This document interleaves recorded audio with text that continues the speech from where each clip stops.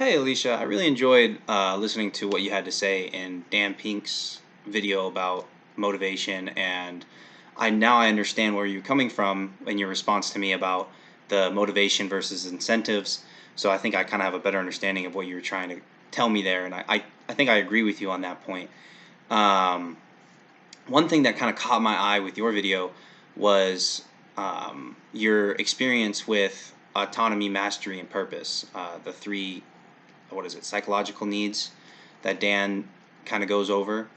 And I was curious that I noticed that you talked about purpose and you talked about autonomy, but it didn't seem like you were a person that was motivated by mastery. You can correct me if I'm wrong, but I was also wondering kind of your thoughts on that and where what you think about, like, do you think a person has inherently all three, autonomy, mastery, and purpose, or do you think that they're people are kind of defined more by one or two?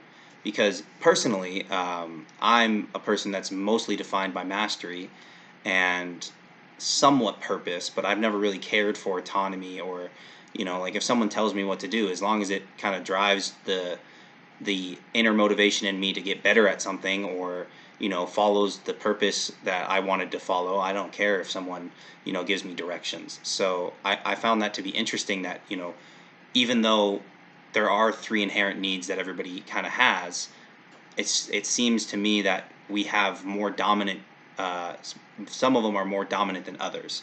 So I'd love to hear your thoughts on that, and if you think that I'm kind of right with that, or if you think that everybody has like those needs equally. So great post, it really made me think.